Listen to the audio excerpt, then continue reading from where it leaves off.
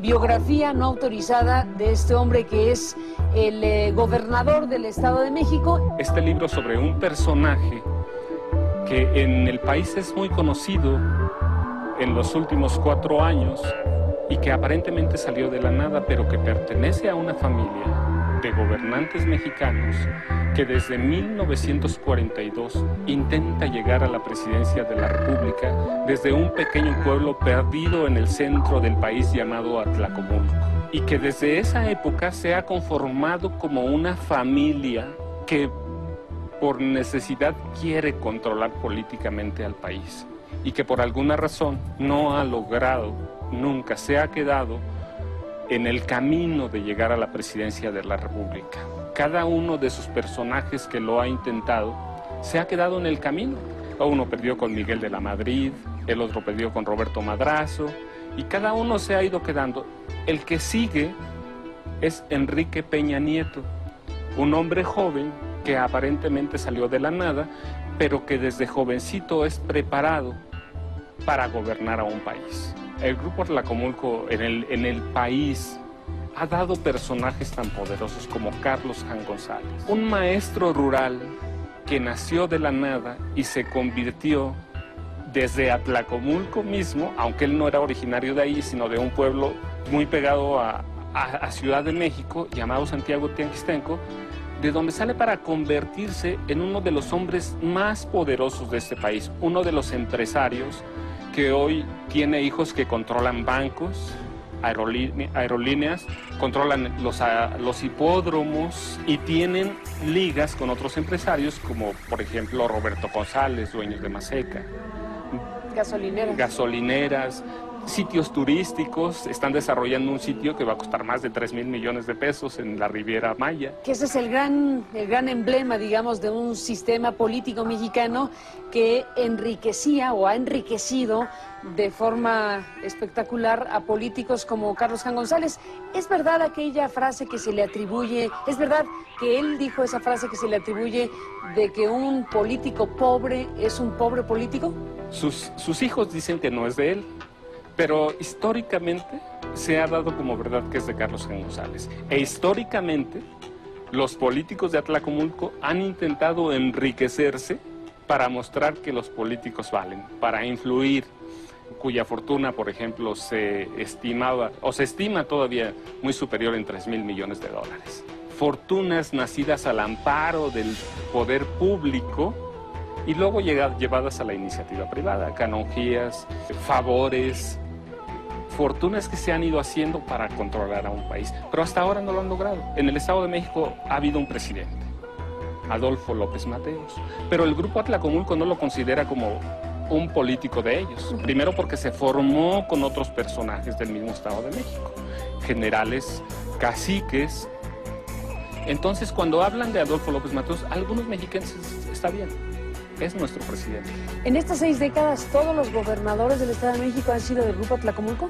Se supone que la mayoría, pero en términos reales hay 6 originarios de Atlacomulco, empezando con Isidro Fabela, Alfredo del Mazo, Salvador Sánchez Colín, Alfredo del Mazo González, Arturo Montiel Rojas y Enrique Peña Nieto. Pero Schweitzer no, lo incluimos en el libro, te platico ahora por qué, pero está Carlos Jan González, que fue hijo adoptivo de Atlacomulco.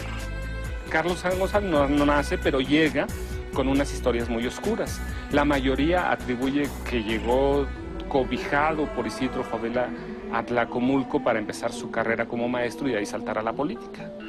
Pero la realidad es que también hay evidencias de que llegó a Atlacomulco con otros intereses, buscar a un padre que él nunca conoció, a un padre, buscar los rastros de quién verdaderamente fue su padre, que él nunca supo y que al final él decía y declaraba antes de su muerte que el apellido Hank solo era prestado. Entonces y que pudo haber sido presidente de la República. Y que pudo haber sido presidente de la República, pero que no revelaba sus apellidos por respeto a la memoria de su mamá, que por cierto también murió en Atlacomulco, Julia González Tenorio. ¿Quiénes más forman parte del Grupo Atlacomulco? ¿Qué otros nombres y apellidos que han formado esta historia de este grupo? Están Ignacio Pichardo Pagaza, Emilio Schweitzer Chemor, Humberto Lira Mora, que era de la zona del Valle de México, ¿sí? Gustavo Vaz Prada, doctor que fue secretario de Salud, rector de la UNAM, precandidato presidencial, pero que también se quedó en el camino. Roberto Madrazo, sí. Roberto Madrazo, claro, ¿es tabasqueño? Es tabasqueño, sí, pero es uno de los hijos adoptivos de Carlos Sainz González, claro. Roberto Madrazo, cuando murió su papá en aquel accidente que se atribuye, aéreo que se atribuye a Gustavo Díaz Ordaz y a Luis Echeverría Álvarez. Accidente o atentado, siempre quedó la duda. Claro. El profesor Carlos Madrazo. El profesor Carlos Sainz González era muy amigo de Carlos Madrazo Becerra. Cuando muere en el atentado o accidente, lo que haya sido, los Madrazo quedan desprotegidos. Y el profesor se encarga de parte de la educación de Roberto Madrazo. Lo lleva, lo manda a estudiar fuera, y cuando llega, por ejemplo, a la regencia del Distrito Federal, a la jefatura de gobierno, hace delegado a Roberto Madrazo. Y luego tienes a personajes que van saliendo de la nada, como Arturo Montiel, o en este caso, como Enrique Peña Nieto. ¿Por qué negocios de familia? Porque abarca justamente toda la familia que a partir del 16 de marzo de 1942 llega a través de un extraño asesinato del gobernador del Estado de México, Alfredo Zárate Albarrán, a la gubernatura. ¿Extraño asesinato? Un extraño asesinato porque acribillado por todos lados. Históricamente se habló de un asesinato del fuero común, pero también hay visos de que ese asesinato lleva a la presidencia de la República a través del presidente Manuel Ávila Camacho y de su hermano Maximino Ávila Camacho. A partir de entonces, la familia de Atlacomulco llega al poder y desde entonces no lo ha soltado.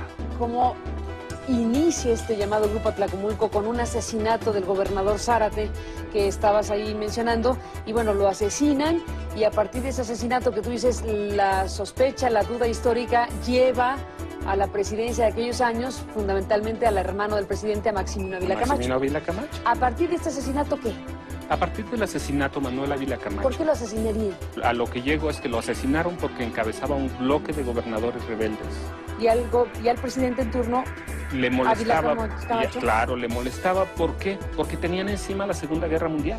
Bueno, a partir de ese asesinato, entonces, viene la invitación del presidente a Isidro Fabela Alfaro a tomar, digamos, el cargo, y a partir de ahí, violando toda la Constitución local, la Constitución federal y todas las leyes emanadas de los locales. Pero además está documentado que Isidro Fabela compró a diputados locales, compró a alcaldes, para que lo pudieran primero nombrar gobernador interino del Estado de México y luego gobernador sustituto.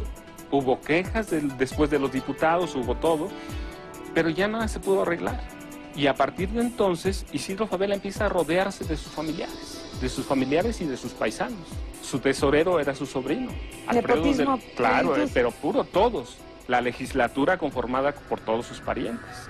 Entonces, de ellos, de Alfredo del Mazo Vélez, que después llega a la gubernatura para sucederlo, salieron los dineros para comprar a los diputados locales, para comprar a los alcaldes.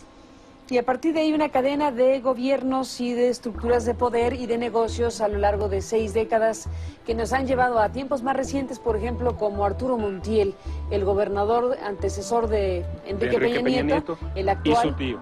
Y su tío, que ese es un dato, porque yo recuerdo que Peña Nieto negó que fuera su sobrino. Sí, mira, es muy curioso porque el 5 de febrero de 2005, en una entrevista con Enrique Gómez del periódico Reforma, Enrique Peña Nieto negó enfáticamente ser familiar de Arturo Montiel Rojas. Él incluso dijo que desconocía su origen, pero que los apellidos de su abuelo, Constantino Enrique Montiel, solo eran una coincidencia. Nada, en un pueblo pequeño. Pero la realidad es que cuando haces una investigación en los archivos... Y él hizo un reto, ¿no? Claro. Cuéntanos la anécdota completa. Él dijo, si alguien quiere armar mi árbol genealógico, bienvenido, adelante. Yo no me opondré porque no lo conozco. ¿Y tú leyendo el periódico? Leyendo el periódico dije, yo lo puedo hacer. Para esa época dije, ¿por qué? Porque conocí algunas historias de sus abuelos paternos que no se conocían. Este libro. Y por eso este libro. A partir de esa declaración de Peña Nieto. A partir de la declaración tomé el reto. ¿Por qué? Porque yo me acordaba haber escuchado la historia de sus abuelos paternos, que él decía que no los conocía. Pero ¿cómo no los va a conocer? Si yo, sin ser de Atlacomulco, conozco la historia. Como lugareño. como lugareño, claro. Dije, yo conozco la historia de mis abuelos, aunque no los conozca. Y entonces yo hice una reflexión y dije, Arturo Peña Arcos, el chino, asesinado en los 40 por pertenecer a una banda de avijeros. Y luego dije, pero también conozco a su bisabuelo, Severiano Peña, varias veces a candidato, alcalde de un municipio llamado Acambay, que es colindante con Atlacomulco, asesinado por la espalda también, por problemas ejidales. Entonces, si él no lo conoce, yo lo conozco. Yo asumo el reto. ¿Cómo? Pero no solo desde 42, sino mostrar que desde fines del siglo XVIII y principios del XIX, las familias Peña y Nieto, los Montiel, los del Mazo, los Favela, se habían entrelazado, casado hermanos con las primas, la familia, la gran familia se había conformado. Y ahí empezaban ya a controlar los dos municipios. Ahí nace Negocios de Familia.